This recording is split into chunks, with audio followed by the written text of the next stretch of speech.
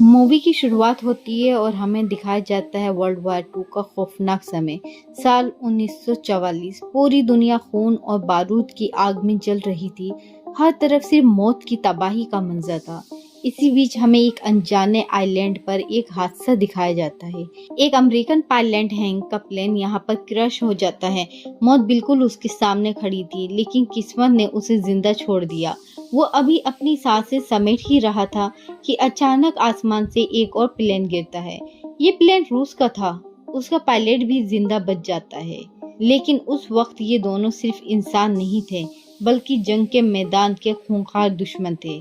जैसे ही उनकी नजरें एक दूसरे से टकराती हैं, उनमें नफरत की चिंगारी भड़क जाती है और दोनों आपस में जान लेने पर उतारू हो जाते हैं। तभी आसमान काला हो जाता है, धरती कांप उठती है और अचानक दो विशाल के हाथ अंधेरे से बाहर आते हैं। ये हाथ थे किंग कॉन्ग के और सीन यहीं कट हो जाता है। अब हमें 1973 का समय दिखाया जाता है। यहाँ हमें मिलता है बिल, मोनार्क नाम की एक रहस्यमय संस्था का हेड। उसकी आंखों में एक जुनून है और उस जुनून का नाम है स्कल आइलैंड। वो एक सेनेटर को आइलैंड का नक्शा दिखाकर कहता है, ये वो जगह है जिसे खुदा ने अधूरा छोड़ दिया, जहाँ से होकर कोई जहाज गुजरा वो कभी लौटकर नहीं आया। और 1954 में जो न्यूक्लियर टेस्ट हुए थे वो टेस्ट नहीं, किसी को मारने की कोशिश थी। सेनेटर पहले हंस देता है, लेकिन जब बिल कहता है अगर रूस वहां पहुंच गया तो पूरी दुनिया बदल जाएगी, तो आखिरकार उसे फंड मिल जाता है। बिल एक टीम बनाता है जिसमें एक सख्त और गुस्से वाला मैनेजर होता है, एक बहादुर सोल्जर होता है, एक गाइड जिसका नाम जेम्स होता है और एक नीडर फोटोग्राफर जिसका नाम मैसन होता है। इन चारों की एक टीम बनाई जाती है। सभी का मिशन एक ही था, स्कल आइलैंड की सच्चाई दुनिया को दिखाना। आइलैंड पर पहुंचते ही चारों तरफ खामोशी और रहस्य का साया होता है।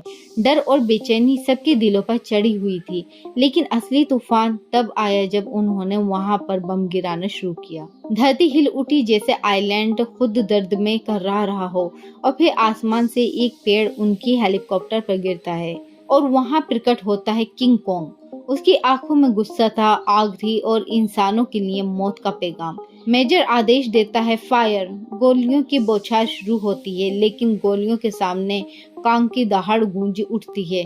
कई सोल्जर वहीं मारे जाते हैं और इंसानों की टीम बिखर जाती है। एक तरफ बिल और मैनेजर और दूसरी तरफ जेम्स और मैसन। मेजर का गुस्सा फूट पड़ता है। वो कहता है हमें यहाँ क्यों लाए हो। बिल टूटे हुए दिल से बताता है, मैं अकेला था जिसने इस क्रिएचर को अपनी आंखों से देखा। सबने मुझे पागल कहा, मेरा मजाक उड़ाया। आज मैं साबित करना चाहता हूँ कि मैं पागल नहीं हूँ। ये दुनिया असली दानवों से भरी है और अगर हमने इन्हें नहीं रोका तो ये इंसानों को मिटा देंगे।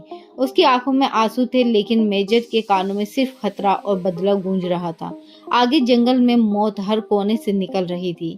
एक सोल्जर पर हमला करती है जॉइंट स्पाइडर। किंग की लड़ाई ऑक्टोपस से होती है, एक घायल बेफेलो जिसे कॉन्ग अपनी ताकत से बचाता है, और जमीन से निकलते स्कल क्रशर कॉन्ग के खतरनाक दुश्मन होते हैं। हर कदम कदम पर सिर्फ खून, डर और रहस्य था। इसी बीच जेम्स और मेसन कबीले वालों से मिलते हैं। वहां उन्हें मिलता है एक बूढ़ा आदमी, वही अमेरिकी पायलट जो 1944 में गिरा था। उसकी आंखों में सालों का दर्द था। वो बताता है स्कल कॉलर ने मेरी रूसी दोस्त को मार डाला और अब तुम्हारे बमों की वजह से ये दानव बाहर आ गए हैं। सिर्फ कॉन्ग ही हमें बचा सकता है। अगर कॉन्ग मरा तो हमारी हिफाजत कौन करेगा। उसके ये शब्द सुनकर मेसन का दिल कांप उठता है। उसे एहसास होता है कि कॉन्ग दुश्मन नहीं बल्कि रक्षक है, लेकिन मेजर अंधे गुस्से में था। उसका सबसे खास सोल्जर मारा जा चुका था। वो चिल्लाता है अब कॉन्ग बचाएगा नहीं, चाहे वो कितना भी बड़ा क्यों ना हो। ये धरती सिर्फ इंसानों की है। जेम्स उसे रोकता है, नहीं, कॉन्ग दोषी नहीं है, असली खतरा स्कल कॉलर है। लेकिन मेजर की आंखों में सिर्फ खून और बदला था। कॉन्ग उनके साथ लड़ता है और आखिर में कहानी फिर क्लाइमेक्स पर आ जाती है। नदी के किनारे आग और बमों से घिरा घायल कॉन्ग जमीन पर गिर चुका था। मेजर मुस्कुराता है, अब खत्म कर दो इसे। तभी धरती कांपती है और सामने आता है सबसे बड़ा स्कल कॉलर।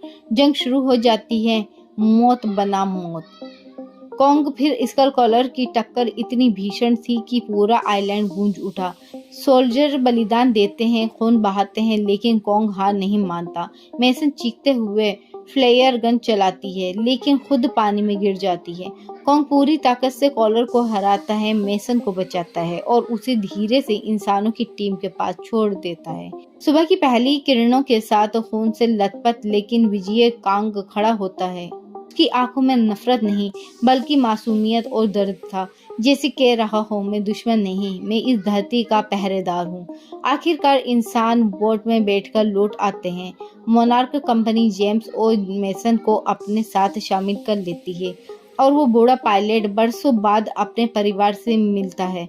उसकी आंखों में बहते आंसू सबके दिल को छू जाते हैं और यहीं पर मूवी की एंड हो जाती है। तो दोस्तों, आपको ये मूवी कैसी लगी हमें कमेंट करके ज़रूर बताएं, और अगर आप इस चैनल पर नए हैं तो प्लीज़ वीडियो को लाइक करें, चैनल को सब्सक्राइब करें। फिर मिलेंगे एक और नई मूवी के साथ। जब तक कि अपना ख्याल रखें। धन्यवाद।